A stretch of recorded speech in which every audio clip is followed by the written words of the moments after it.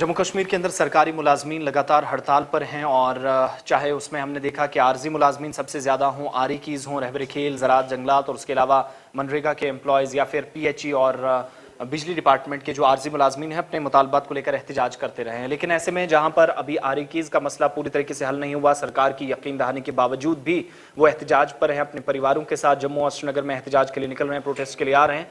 मगर साथ ही साथ दूसरा बड़ा ऐलान कर दिया गया है, कल से मुश्किलात जम्मू के मुख्तलिफ इलाकों के अंदर पूरे जम्मू सूबे में हो सकता है। कश्मीर से भी अनाउंसमेंट कर दी जाए जम्मू प्रोविंस के अंदर, जहां पर कार्रवाई इन लोगों की तरफ से क्या की जाएगी कि उन्हें काम छोड़ हड़ताल पर कल यानी 28 और 29 पर तारीख को और पीएचई के जो आर्जी मुलाजिम है उनने जाने का ऐलान किया। ये तो मुसीबत थी सरकार के लिए, ना कुछ आगे ना पीछे, कुछ भी नहीं हो पाया। 15-15, 30-30 सालों से ये लोग काम कर रहे हैं। मगर दूसरी बड़ी परेशानी यहाँ पर क्या है कि ये आर्जी मुलाजमीन या जो अस्थायी कर्मचारी जिन्हें आप कहते हैं, इनके फेवर में जो परमानेंट मुलाजिम थे, जो रेगुलर एम्प्लॉयज़ हैं डिपार्टमेंट ऑफ पीएचई के या जैसे आप जल शक्ति कहते हैं, उस डिपार्टमेंट के अंदर इस वक्त जो काम करने वाले लोग हैं उन्होंने भी उनको पुश करना शुरू कर दिया और मॉरल सपोर्ट देने का ऐलान कर दिया है। प्रेस कॉन्फ्रेंस की गई जिसके जरिए बताया गया कि वो क्यों मैदान में आ रहे हैं। एक तो खुद का उनका डीपीसीज का जो डिपार्टमेंटल प्रमोशन सर्टिफिकेट्स थी वो अभी तक उन्हें नहीं मिली है। दूसरी तरफ महाना तनख्वाह और पहली जो तरजीह है कि हमें रेगुलर किया जाए, हम इतने सालों से काम कर रहे हैं। यह है जो पीएचई डिपार्टमेंट के आर्जी मुलाजिम हैं। जम्मू प्रोविंस के अलग अलग इलाकों में 28 और 29 तारीख यानी कल और परसों ये हड़ताल होगी। इस हड़ताल के दौरान कई इलाकों के अंदर पानी सप्लाई भी ठप हो सकती है। ऐसे में दोबारा कौन लोग सामने आएंगे जो बहाली का काम भी साथ साथ करेंगे, मुश्किल है। ये एहसास कराने की कोशिश और सरकार को बावर कराने की कोशिश कि आप आकर बताइए कि हमारे साथ जो हो रहा है, हमारे अहल खाना के साथ जो हो रहा है, फैमिलीज के साथ हो रहा है, हमारा मुस्तकबिल अंधेरे में डाला जा रहा है, भविष्य तारीकी में डाला जा रहा है, ये इसके लिए जिम्मेदार कौन है। इसलिए तैयार हो जाइएगा, कल परेशानी आ सकती है पानी के हवाले से बिलखुसूस अलग अलग हिस्सों के अंदर। कश्मीर से फिलहाल इस तरह की कोई जानकारी नहीं है, लेकिन अगर ऐसा होता है तो बहुत सारी चीज़ें आप देखेंगे यूनियन टेरिटरी के अंदर कद बदलती हुई नजर आएंगी। अब क्या होगा, जो पहले से अनाउंसमेंट कर दी गई है, अभी तक सरकार की तरफ से कोई बात तो नहीं की गई है, लेकिन ये ज़रूर है कि बड़े पैमाने पर एहतजाज होगा। एहतजाज की कॉल के साथ साथ आप ये चीज़ भी देखेंगे कि बेशतर हिस्सों के अंदर, खासकर जम्मू प्रोविंस के अंदर, कश्मीर वैली से क्या सपोर्ट की बात होगी या कोई अनाउंसमेंट होगी, अभी थोड़ी देर में इंतजार रहेगा। लेकिन इस बात को भी यकीनी बनाने पर फोकस किया जा रहा है कि जल्द से अनाउंसमेंट के साथ साथ जो इस वक्त इन ऑपरेशंस को कामयाब बनाया जाए, इन कार्रवाइयों को कामयाब बनाया जाए। वो ऑपरेशन क्या है, वो अब एहतजाज पर दोबारा सड़कों पर उतरने के लिए पेन डाउन स्ट्राइक का जो अनाउंसमेंट कर दी है मुलाजमीन ने, वो है। अब इंतजार उसका भी एक तरफ, लेकिन मॉरल सपोर्ट देने की जो परमानेंट मुलाजमों ने बात की है उससे ये साबित हुआ है कि सरकार के लिए चैलेंजेस और हैं।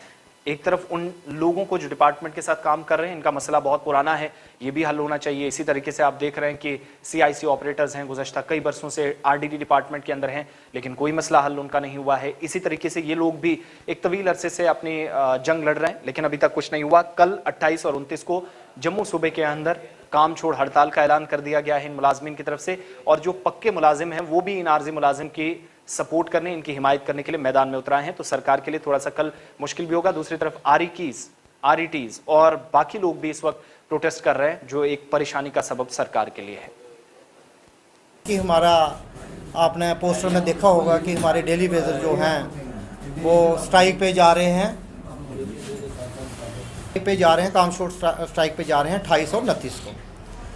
तो लिहाजा हमने भी रेगुलर एम्प्लॉइज़ ने एक मीटिंग की है कि जो हमारे इश्यूज़ हैं वो भी आज उजागर किए जाएं, और दूसरा जो हमारे डेली वेजर भाई स्ट्राइक पे जा रहे हैं, बहुत हार्ड स्टेप उन्होंने लिया है, तो उसके लिए भी हम मॉरल सपोर्ट जो है उनको देने जा रहे हैं। क्योंकि ये जो लोग थे ये 10 साल से लेकर 30 साल तक यहाँ सर्विस दे चुके हैं, तो बड़ी इंतहा जो है वो हो गई है, और सरकार ने आज तक इनका कुछ नहीं किया। बहुत सारी सरकारें आई और बहुत सारी सरकारें गई, गवर्नर रूल भी आए, मगर ये वाहिद डिपार्टमेंट जब 62 के अंदर बना तो तब से यही परंपरा इस डिपार्टमेंट में थी। शायद आज कोई इसमें देख रहा है कि नहीं देख रहा है, तो डेली वेजर ही यहाँ स्टाफ को लगाया जाता था, कभी रेगुलर रिक्रूटमेंट यहाँ नहीं हुई है। तो डेली वेजर स्टाफ ही लगाया जाता था, उसको 3 साल बाद, 5 साल बाद, 7 साल बाद उसको रेगुलर किया जाता था। मगर वाहिद ये 94 वाला जो बैच है हमारा, ये आज 30 साल से यहाँ जूझ रहा है, आज दिन तक इनकी रेगुलाइजेशन के लिए किसी ने प्रोसेस नहीं किया है। मेन जो डिमांड है उनकी वो रेगुलाइजेशन के लिए है। और दूसरी डिमांड उनकी है वेजेस जो 17 महीने का बकाया है और रेट उनका हो जाए दिल्ली ड्यूटी का 618 रुपये। तो वो उनकी मेन 2-3 डिमांडें मेन हैं। तो हमने ये फैसला किया है कि हम मॉरल सपोर्ट उनको 2829 को देंगे। मगर जैसे हमारा रेगुलर स्टाफ है, रेगुलर स्टाफ के साथ इतनी यहाँ जायती हो रही है कि एक डीपीसी का मुद्दा है। चीफ सेक्रेटरी साहब ने बार बार नोटिस निकाले हैं कि 1 महीने में हर माह में डीपीसी की जाए मुलाजिमों की, ताकि वो अच्छा वेतन उनको मिले और अच्छी पेंशन लेके वो घर जाएं। मगर हमारे डिपार्टमेंट ने उसमें ज़रा भी कुछ काम नहीं किया। ये 2 साल से हमारे चीफ साहब आए हैं, एक भी डीपीसी चीफ साहब की रहनुमाई में यहाँ नहीं हुई है।